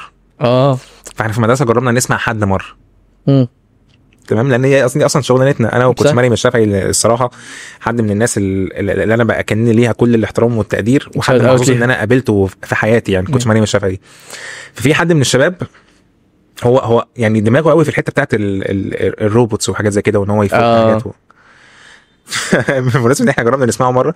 الحد ده دلوقتي بسم الله ما شاء الله بيدخل مسابقات جوه مصر وبره مصر، بيسافر ماشي تبع اكاديميه، بيقعدوا بره وبيدخلوا مسابقات وبيكسبوا جوائز. يعني هو مش بس مجرد ان هو بيشارك، هو كمان بيكسب جوائز، وجوائز بالدولار ما شاء الله للاكاديميه اللي هو فيه ما شاء الله. حد انا بتكلم عن حد دلوقتي هو بسم الله ما شاء الله، يعني هو في تانية ثانوي دلوقتي، وهو بادئ القصه دي من وهو في اولى اعدادي ما شاء الله. وبيعمل حاجات وبيقعد يحكي لي، لان انا بقى يعني احنا اصحاب بسمع. اكتر، يعني احنا اصحاب جدا. فاللي هو حاجات تعجز دماغي عن ان انا اي انا عايز اقول لك على حاجه، هو معاه في الاكاديمي ناس مهندسين هو بيشرح ممكن. لهم حاجات، اي صح، عادي بتحصل. والله مش العظيم، عيب فعلا. ودي حاجات انا شفتها بعيني. فاللي هو مثال اهو صح. يا جماعه، عشان لحد في مهندسين توظف بياخدوا صح، الموضوع اكاديميا بس هو واخده كشغف. وده حد توظف صح. ما هي دي بقى الفكره. على فكره هو المثال اللي انا بتكلم عليه دوت، انا حابب اقول اسمه جدا، هو عمر تامر يا جماعه. ماشي، انا بحب من الناس اللي انا بحبها جدا طبعا جدا اي جداً. حد والده اسمه تامر بيبقى جامد. ده كده كده. بس هو حد، هو على فكره ممكن ما يبقاش اشطر حد في الدراسات، ممكن ما يبقاش انجح حد في الفيزيكس، صح. ممكن بس هو شاطر في حاجه، هو في حاجه اوريدي هو خلاص علم مركب فيها، فيه. ودي صح. فهي دي بقى الحته اللي هو ايه، انت لما تلاقي ده امسك بقى في البوينت دي وابدا اشتغل عليه. مش صح. لازم ابدا يبقى في كل الحاجات بيرفكت. بيرفكت 10 من صح. 10، لان ده مش هيحصل. صح، مفيش حد كده اصلا. بالظبط. بس ده انت بتسدد وتقارب. انت بتسدد وتقارب. يعني انت في الاول وفي الاخر انت بتحاول تكون كويس في كله. بتحاول. انت متصالح مع فكره ان انت ممكن ما تبقاش كويس في كله، بس دايما بتحاول. وهو ده اللي انا عايز اقوله في النقطه اللي جايه. بس نخلص النقطه اللي هي بتاعت الضغط دي، احنا خلصنا منها. وصلنا لنقطه ان هو لازم الاهل يسمعوا، لان هي فعلا نقطه ضغط. ان ممكن يكون شاب فيه كل حاجه كويسه، بس الاهل هم اللي ضاغطينه، هم اللي حاطينه في الزون اللي هو هيبقى مزنوق فيها، اللي هو مش هيبقى قادر كشاب يتعامل مع الضغط بتاع اهله ده، لان هو خايف عليهم. مظبوط. كنت عايز اوضح النقطه اللي هي قبل الاخيره. فكره الاخر، انت بتجتهد وتجيب اخرك، بس اخرك انت مش زي اخر اللي جنبك. اخر مروان مش زي اخر محمود، مش زي اخر اكس، مش زي اخر واي. كل واحد فينا ليه اخر، او كل واحد فينا ليه قدرات معينه. مش عيب ان قدرات مروان او اخر مروان يكون اقل من اخر محمود. عادي، انا جبت اخري، انا اجتهدت. بتوصل لمرحله ان انت اجتهدت وجبت اخرك، يعني خلاص انت حاسس ان انت ذاكرت واجتهدت وعملت اللي تقدر عليه كله من جواك. قررت نفسك، انت راضي عن نفسك، مالكش دعوه باي حاجه ثانيه. صح. مالكش دعوه بقى النتيجه تطلع حلوه، النتيجه تطلع وحشه وحلوه، ده بالنسبه لك طبعا. جبت الكليه اللي انت عايزها، ما جبتش الكليه اللي انت عايزها، انا ما بقولكش احنا مش في عالم مثالي، ما بقولكش ما تتضايقش. عادي انك ممكن تكون متضايق، ده طبيعي. بس القصد ان انت عارف ان انت عملت اللي عليك بس، فانت عارف ان انت هتنجح في حته تانية. وارد جدا ان اخرك انت ما يبقاش كفايه ان هو يدخلك الكليه اللي انت كنت عايزها. يعني مثلا انت عايز هندسه، تمام؟ اخرك ما كانش يدخلك هندسه، مش عشان انت قدراتك ضعيفه، بس لان انت لو صادف ان انت دخلت هندسه باخرك ده، ممكن جوه ما تعرفش تعمل حاجه، ممكن جوه تتعقد، ممكن جوه تمشي. وناس كتير جدا بعد اول سنه في هندسه بيحولوا من هندسه. صح. مش بتكلم على هندسه عشان على سبيل الخصوص، ممكن اي كليه تانية، مش قصدي كده، بس ممكن عشان هي كليتي فانا شفت ده بعيني. فعادي ده بيحصل. فتقبل اخرك ده مطلوب. فكره يعني اعتقد انت قابلت ناس كده كتير. هي فكره ان احنا فروق فرديه، انا بحس ان احنا عندنا مشكله ان احنا نبقى بندرك فكره انه احنا يا جماعه فروق فرديه. صح. بحس ان احنا عايزين نحط نفسنا في قوالب ان احنا كلنا مستنسخين بنفس القدرات، بنفس الامكانيات، بنفس كل حاجه، وده مش منطقي. يعني هي اصلا انت قالب ب لما رحت دراسات عليا تربيه، اول حاجه بيبقى اصلا في ماده لوحدها اسمها فروق فرديه. يعني هو في ماده والله العظيم ليها كتاب وليها دكتور بيشرح بس مبدا الفروق الفرديه، ان احنا فروق فرديه وان احنا مختلفين. وكمان اصلا كان باب بيقوله لنا وانت بتحط امتحانات او يعني اسسمنتس وحاجات زي كده، تبقى بتراعي فيها الفروق الفرديه. مبدا الفروق الفرديه، ان مش كل الناس اللي هتستقبل السؤال ماشي كلهم هيترجموه بنفس الفكره. وده ميك سنس ان انت اصلا بتلاقي الناس في الاخر يقول لك ده انا فهمت السؤال ده بشكل مختلف، وحد جاوب عليه بشكل مختلف. ليه؟ ما هو احنا عشان يا جماعه فروق فرديه. فانت ما تجيش تحاسبني على فكره ان انا ايه، ان احنا مختلفين عن بعض. ما هو طبيعي نبقى مختلفين عن بعض. عشان كده البلد مش هتلاقيه، او المجتمع او العالم مش هتلاقيه كله شغال مهندسين، مش هتلاقيه كله شغال دكاتره، مش هتلاقيه كله والا كان الناس كلها بقى عندها نفس الجول، نفس الشغلانه. فده اصلا كان هيعمل خلل في موازين يعني زمان بقى فاهم. ايوه بالظبط. فاللي هو انزل يا باشمهندس بقى، فاهم، صلح بقى اللي باظ. فاهم، مش منطقي يا جماعه. ففكره ان انا ابقى مدرك كشخص ان انا مختلف عن اللي جنبي، مش شرط ابقى مختلف ان انا اقل من اللي جنبي، بس هو انا عندي حاجه بشكل ما مختلف عن اللي عنده. صح. انا بيميزني حاجه. الفروق الفرديه مش معناها ان انت اقل فعلا من. فالتركايه بقى ان انا اعرف نقطه مهمه قوي، ان انا ابقى فاهم نفسي، فاهم ايه النقطه اللي بتميزني وايه النقط اللي بعيد عن مساحتي ان انا ما اروحلهاش، علشان ده هيرفلكت معايا هينعكس معايا على اختياري للحاجه اللي انا بدرسها، وعلى المدى البعيد هيعكس معايا او هينعكس معايا على الشغلانه كمان اللي انا هشتغلها. صح. ف نقطه ان انا من الاول ابقى بادئ الرحله بتاعت ان انا ابقى فاهم نفسي وفاهم قدراتي دي هتوفر عليا كتير، وانت كده كده هتعدي بيها. يعني انت كده كده هتتحط في لازم في النقطه وقت بتاعت ما تعرف تفهم نفسك. عارف الكلام ده صعب شويه على حد صغير، يعني خلينا برضو نقول انا فاهم ان الكلام يبان ان هو حاجه منطقيه وبديهيه، بس هي صعبه التنفيذ شويه حد صغير. انت اتكلمت طبعا ان في الاساس خالص في الاول خالص كانت على فكره ان لازم يكون في التجارب. انت لازم تحط في تجارب، لازم يكون في كوتش كمان، لازم يكون في منتور، حد يعرفك. هو ده فايدته بالظبط، ان هو فعلا يعرفك نفسك، انك عرفك نفسك عن طريق التساؤلات، مش ان هو بيوجهك. بالظبط. هو بيثير جواك تساؤلات تبدا منها تجاوب، فيبدا يقول لك والله طب انت بتفكر في كذا، طب انت طبعا ده مفيد. ف يعني انصح بيه اي حد طبعا. والتجارب بتكشف لك نفسك جدا. لو انت الشخص اللي متوفر له مساحه ان انت تتطوع تنزل تجارب في مكان، لو انت الشخص اللي قدامه مساحه ان هو في الصيف يقدر ينزل يشتغل في مكان، اعمل ده، لان انت هتتفاجئ بحاجات في نفسك انت ما كنتش مدركها. صح. فده هيبقى بدايه طريق ان انت تمسك وتعرف انه ايه، لا والله انا شاطر في 1 2 3 1 2 3 دي مش حتتي، دي مش بتاعتي. انا راجل مستقبلا بعد فتره من القصه دي اكتشفت ان انا راجل انا مستحيل اشتغل شغلانه زي السيلز، انا مستحيل ابيع. ايوه انا نفس الكلام، انت فاهم فتره عشان ناخد بالي من الموضوع ده. انا بقى اعرف ناس جدا شاطرين جدا سيلز، شاطرين جدا، وبتبان بقول لك ايه، حتى في المدرسه كان يبان قوي هو جاي يحور عليا. ايوه انت فاهم. يعني كان في مره حد من الشباب من الناس برضه انا بحبها قوي، هو كان انا كنت واقف بقى براقب عليه في امتحان، فهو خلص خلاص الامتحان، فهو انا وهو كان في ما بيننا شويه اللي هو ايه نكش خلال الترم بتاع الدراسه. انت فاهم اللي هو بقى الفرهده بتاعت القعاد في الحصه بقى والتركيز والقصص دي كلها، بتكلم على جنبي وما اعرفش بدله عصير في قفل اللي قدامي والحاجات دي. والله العظيم بجد. انت فاهم. فاللي هو احنا كنا في القصه دي طول الترم، فهو جاي في الاخر هو انا بقول لك انا واثق ان هو مستقبلا هيشتغل في حاجه ريليتد بالسيلز. فهو راح عامل ايه على ظهر ورقه الاسئله، فتح مشروع، رسم زي دكانه ورسم زي يعني ستاند كده، عمل عليه عصير، علب عصير وبتاع، وسعرها ماشي، وعمل يافطه تانية اللي هو ديسكاونت عشان خاطر مستر محمود. وهو راح مش لا هو ذكي جدا، وراح مشاور لي قال لي بص يا مستر محمود انا عملت مشروع وبتاع، انا واثق ان ده لو اتوظف ان هو يشتغل سيلز في المستقبل هيكسر الدنيا. والله العظيم. فنلاقي بقى الحاجات اللي زي كده انت بيبقى عندك شواهد في الاول بتقولك ان فلان ده هينفع في ده. صح. فمرورنا تاني بان احنا كنا بنتكلم فيها اللي هو ايه، انت خلاص لقطت ده، انت بقى كحد كبير كمنتور كولي امر او كايا كان، امسك بقى في النقطه دي وابدا اشتغل عليها. صح. مش لازم تتغافلها وتعمل لها كده عشان انت عايز تصبه في القالب بتاع انا عايزك تبقى حاجه تانية زي ما انا عايز. صح. او في ناس كتير ودي رول اساسيه عند الاهل، والاهل ما تستهترش بالموضوع ده، والشباب ما تستهترش وتستوعب الموضوع تقول لك لا اصل هو لسه صغير او لسه الدنيا هتعرفه، او فكره التجارب دي لو هو من سنه صغير. يا جماعه الكلام ده موجود في كل وقت، موجود بره من هم صغيرين جدا. بتلاقي سبحان الله انت بتحصل لنا كلنا كنا نتفرج على الافلام اللي هم يجيبوا الشباب هم في الهاي سكول مثلا، او المرحله اللي قبل الهاي سكول اللي هم لسه في اعدادي وبتاع ومش عارف ايه، وتحس الناس دي كبيره تقول ده بيخرجوا ويروحوا ويتحركوا وبتاع. انا ما بعملش الكلام دوت. انا مثلا فاكر ثالثه ابتدائي مثلا رابعه ابتدائي لازم اتحرك باهلي، فاهم، ما اعرفش اروح مكان تاني. لا انت عادي كنت تلاقي الشباب دي بتسافر وتتحرك وبتاع ومش عارف ايه، وفي مسؤوليه وبيشاركوا بحاجات في البيت. هو في ادوار هو يعني موجود. ده موجود ده لمحبين الغرب، لمحبين العرب يعني اللي زينا. فنقدر نقول ان سيدنا عمرو بن العاص كان عنده 14 سنه وكان مخلف، باين 16 سنه كان مخلف، وابنه وهم الاثنين هو حاجه 30 كان ابنه كبير، والاثنين بيحاربوا في نفس الجيش، هو امير الجيش وابنه موجود في الجند.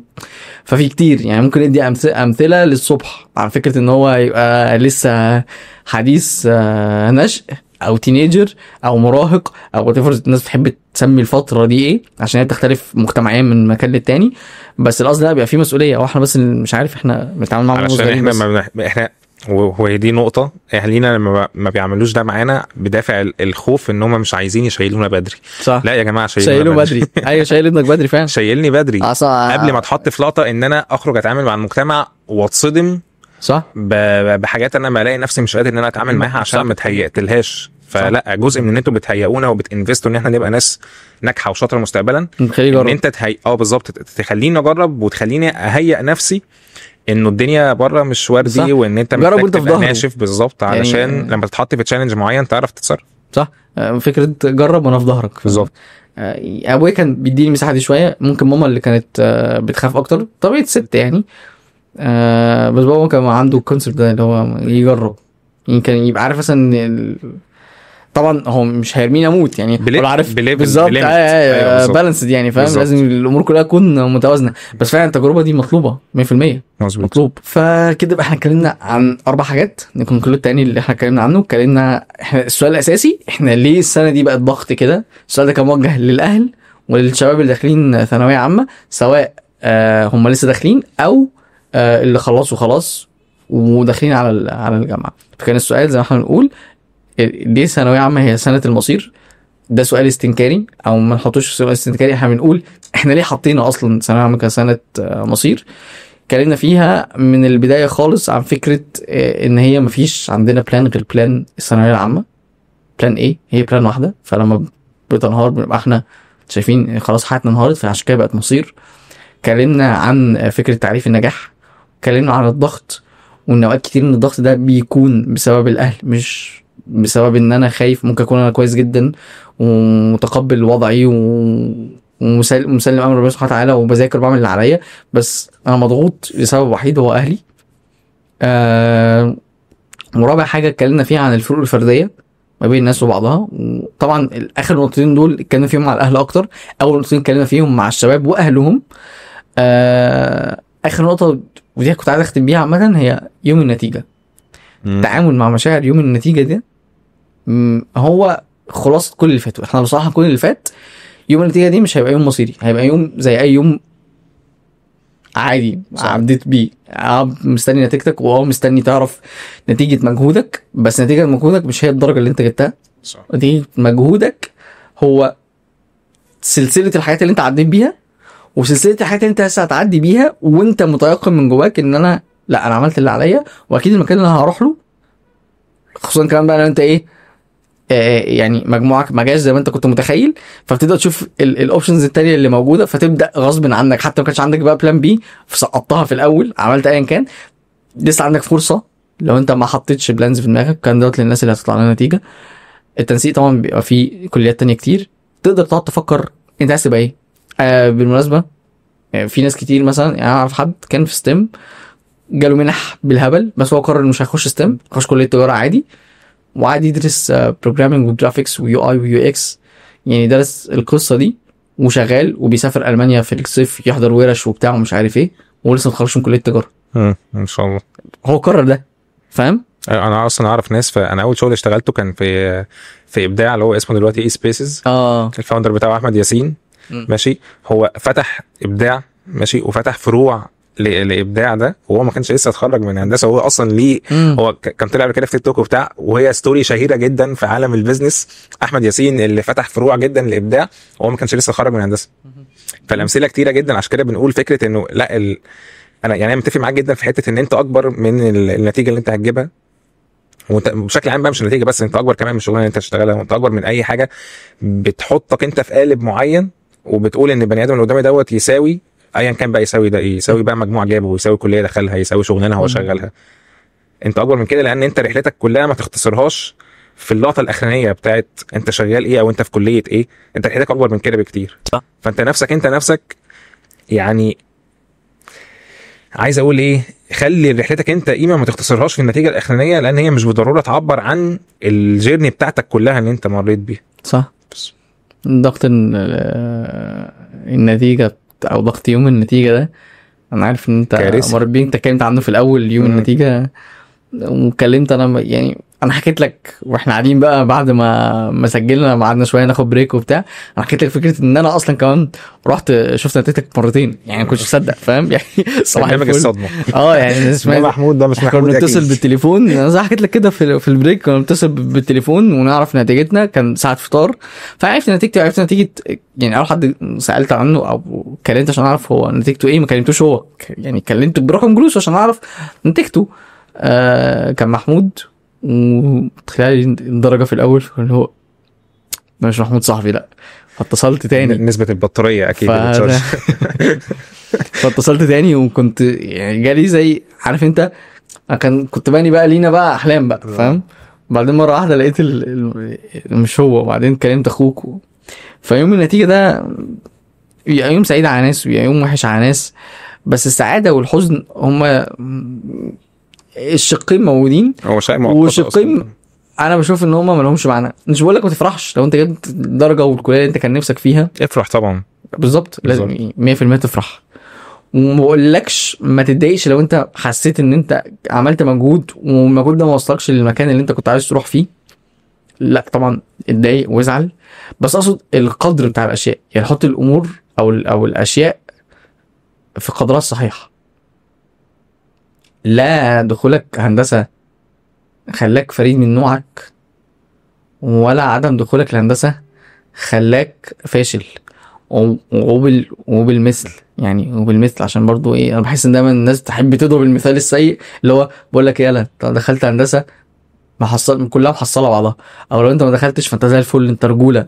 لا عادي، انت لو دخلت هندسه انت رجوله وزي الفل، ولو ما دخلتش هندسه فعادي كلها محصله بعضها انت رجوله برضه زي الفل. يعني فاهم عادي يعني مفيش عادي. حاجه، فاهم اللي هو عادي. الامور تمام. ما تحتزلش نفسك في مكان يعني والله حاجه مشهوره وعارف ان هو تابو قوي، بس انا بقول لك هو انا في المجال احنا معظم المهندسين بيعملوا كارير شيفت يعني، فاهم يعني عادي جدا بيروحوا يشتغلوا حاجات.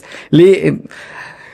في لعبه انا لعبتها كده في الشغل في يوم ما كده كنا قاعدين يعني جمعنا كلنا في الشغل ولعبت معاهم لعبه كده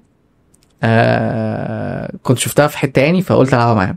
فانا سالت كل واحد قلت له انت دلوقتي لو معاك فلوس كتير جدا، عشان انا عارف ان احنا في مرحله دي في حياتنا احنا بنشتغل، الرجاله بالذات بنشتغل بدافع ان يبقى معانا فلوس نأمن بيها حياتنا واهلنا وبيوتنا وخلافه. فسالتهم سؤال، قلت لهم معاكم فلوس كتير جدا تكفيكم للابد، معاكم كل حاجه في حياتكم، هتشتغل ايه؟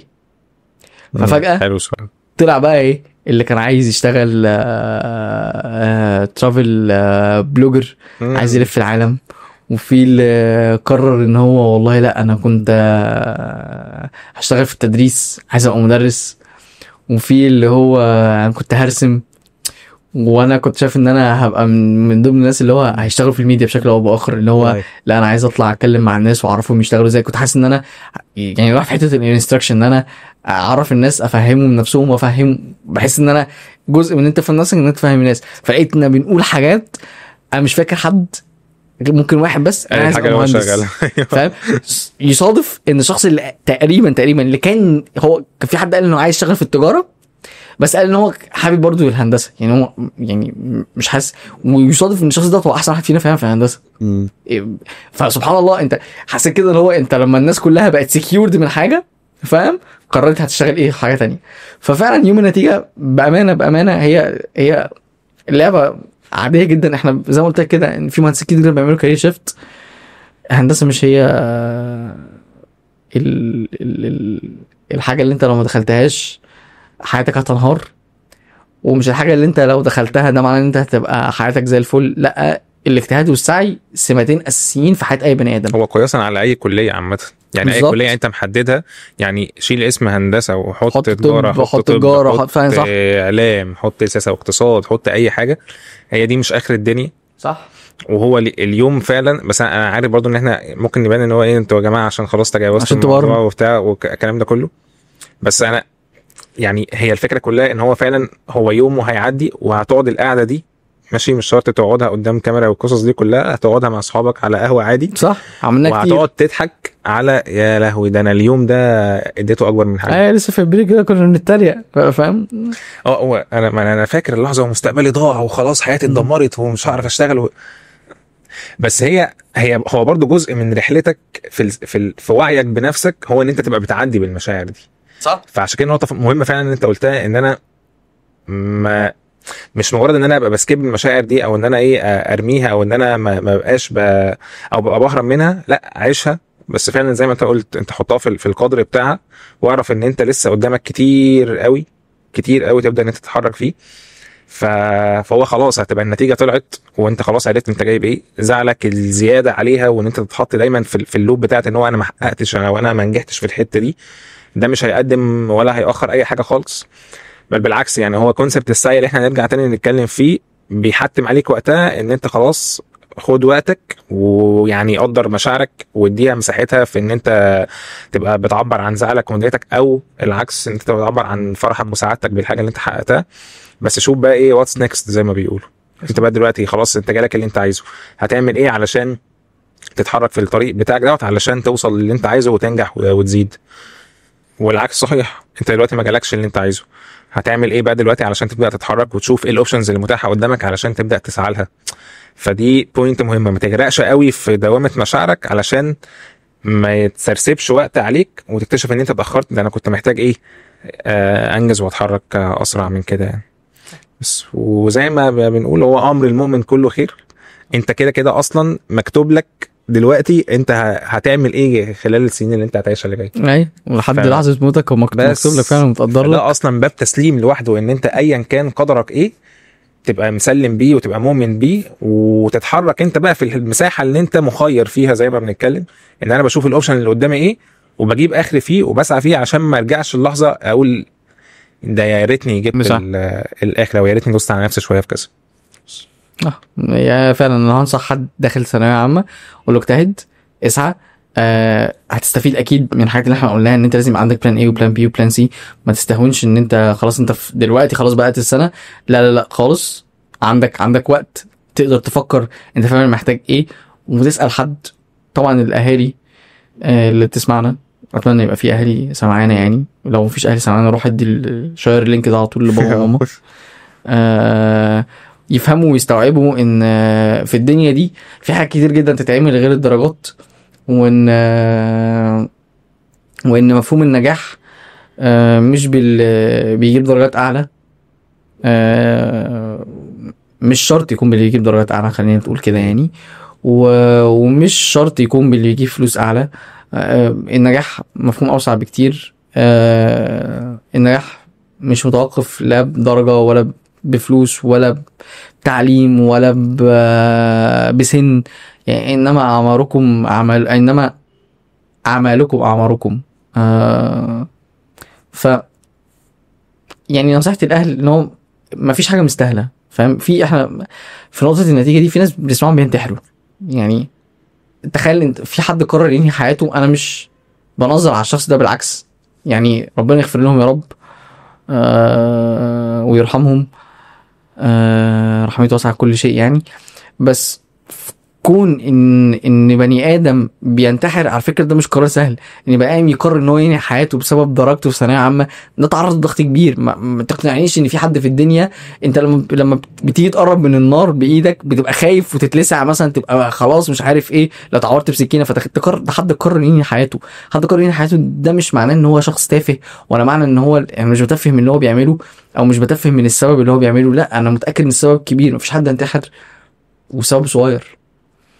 الناس دي بتحصل بسبب ضغطكم كأهل، والناس اللي بتكبر امور وتحطها.